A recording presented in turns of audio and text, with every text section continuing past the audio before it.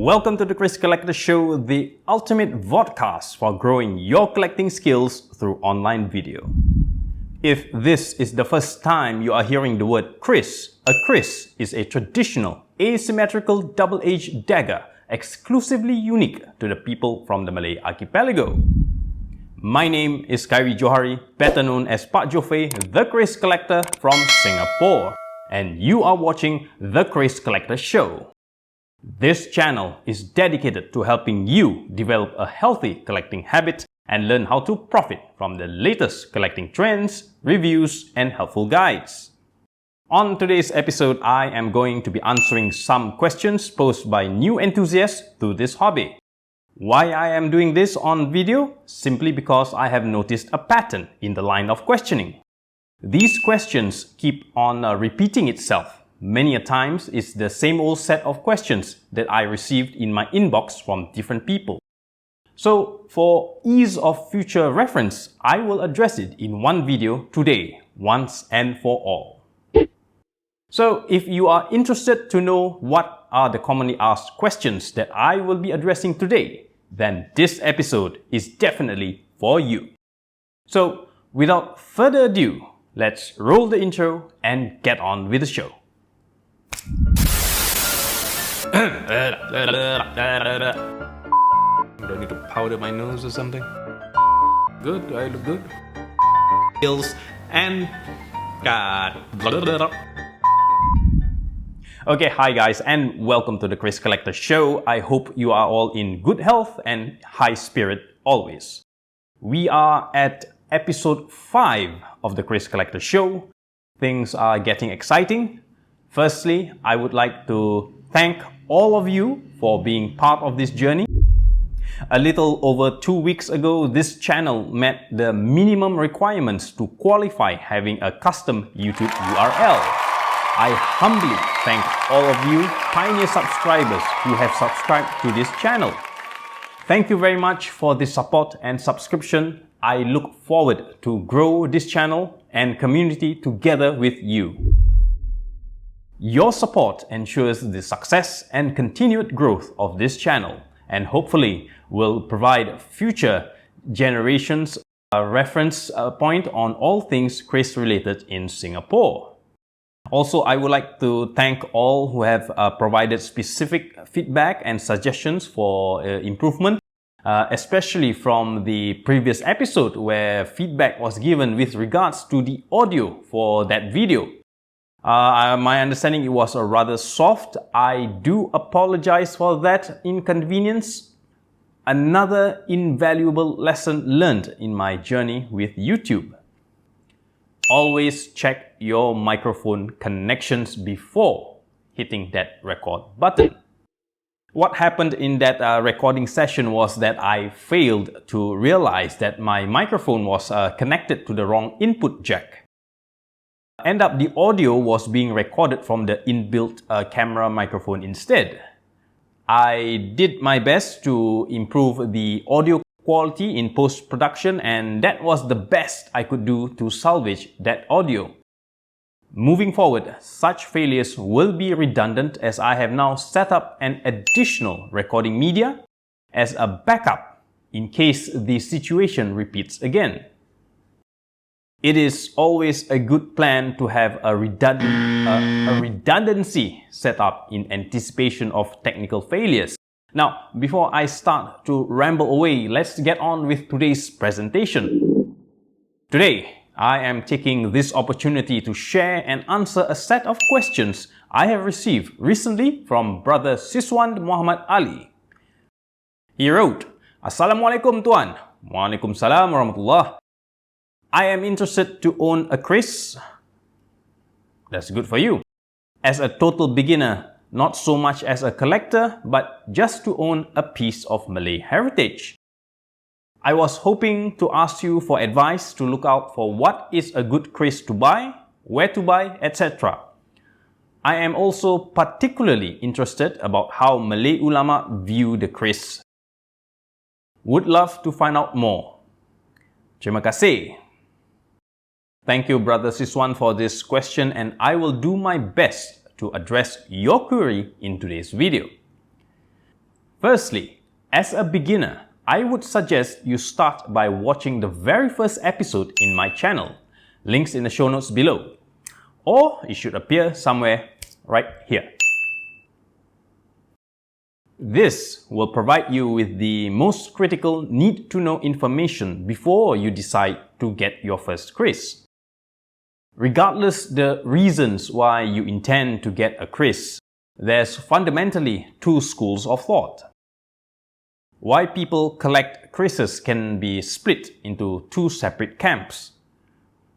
Number one, esoteric value, the non-physical, spiritual aspect of a quiz. And number two, the exoteric, the physical aspect of a quiz.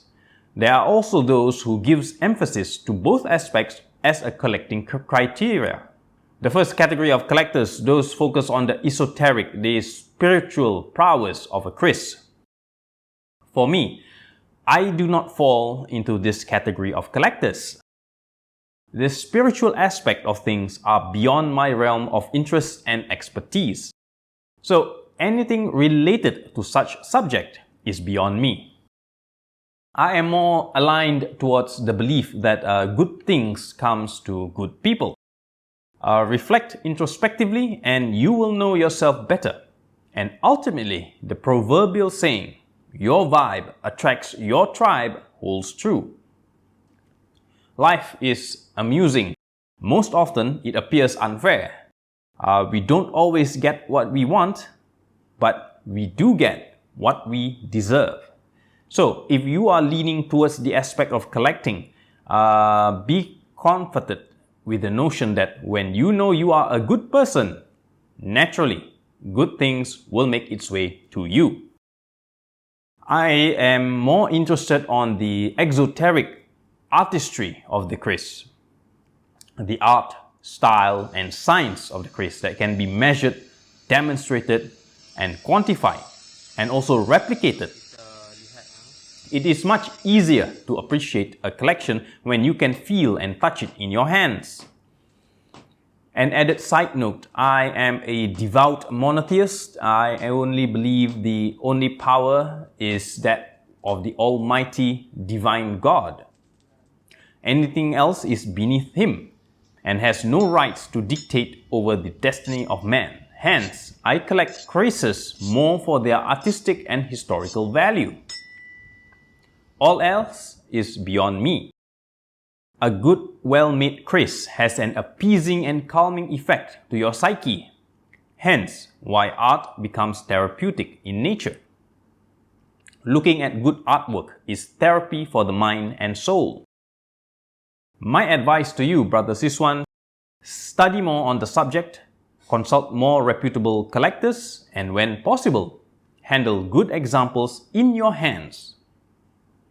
I discourage getting advice from dealers. Not that I have anything against dealers. Fundamentally, a dealer's objective are focused on and oriented towards making a sale. Hence, advice given may be exaggerated and biased to some extent. This is one of the reasons why until today, I refrain from becoming a direct dealer. It may cloud the orientation of the information I share, and worse, you viewers might have the perception that I am doing all this for economic interests. If anything at all, I am trying to get you all not to spend money unnecessarily on quizzes, especially in these uncertain times. I merely offer a perspective so that you folks can make informed decisions before parting ways with your hard-earned money and putting it into something that is not easily liquidated in an emergency. The quiz is not something easy to sell when you are in urgent need for cash. That is a fact. Having said all that, what do you guys think? Should I officially start dealing with quizzes? Would you buy from me? Share with me your thoughts in the comment section below, and don't forget to smash the like button while you are at it. With regards to where to buy this, you have to explore on your own. Build your own network. Contacts from my era mostly are long gone. Most have passed and many others are retired. Some, their quality of work have declined. The internet is a wonderful tool that can bring people together or drive people apart. You need not conform to adopted norms. As long as you mean no disrespect in any way, exercise courtesy, discretion, and lots of common sense. There are plenty of international sites that cater and specialize in antique krises. I highly recommend auction sites and reputable online international dealers. Again, do exercise due diligence before you make your first purchase. Auction houses are always interesting. There is simply no short supply of krises, but the competition demand increases each day. Hence, the increase in prices. Take it as a personal motivation to position yourself as a collector with buying power. In this hobby, a painful fact: cash money dollar is king. You need to have buying power in order to procure good specimen examples. If you are not in that position yet, work towards achieving that goal.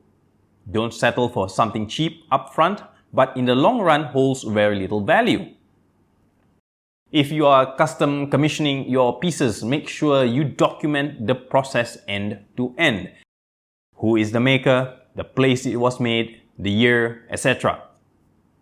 This will add on to the value of the kris you custom commissioned in years to come. So you are at the pinnacle point in your life where you need to explore on your own. This is a journey that you have to make alone. You are welcome to ask me for advice, but beyond that, you need to explore on your own. Best is if you can travel and meet all these new kris makers personally. Today, there is just too many influx of duplicated imports from Madura. Cheap? Yes. Will it retain or increase in value over time? The answer obviously no. I worry the day when some smart aleck in the future will turn around and say that genuine antique pieces are fakes and Madura-made duplicates are supreme. Perish the thought. If you cannot afford genuine antique pieces, the next best thing is to get one custom made for you. Go direct to the maker and avoid middlemen. These middlemen jacks up the prices. Resellers do the same thing. They are eating into the livelihood of makers. So please support local makers directly, but be forewarned. Artists take pleasure in their work. They do not like to be rushed. Hence, waiting time is a factor to consider when placing a custom commission order. My personal experience of custom commissioning a kris: I have custom commissioned several over the years. The fastest was completed and delivered in 2 years. The longest, 7 years. Good things comes to those who wait. That's for custom commissioning. For an antique example, I had one piece that finally came into my collection after 10 years of waiting. For all it's worth, the wait was worth it. Another point to add, there is a difference between a collector and someone who just wants to own for the sake of owning and feeling what it's like to have a kris. Big difference. If you do not intend to become a collector, just get one cheap dress kris replicas that looks nice and presentable and leave it as that. Stop there. End the journey there.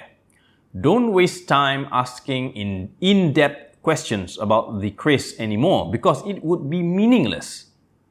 Cheap replicas devalues the worth of the knowledge and secrets contained within the art of the kris.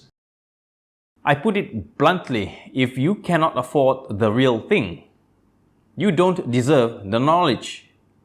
What is happening today? People who think that they know everything owns nothing of value to match.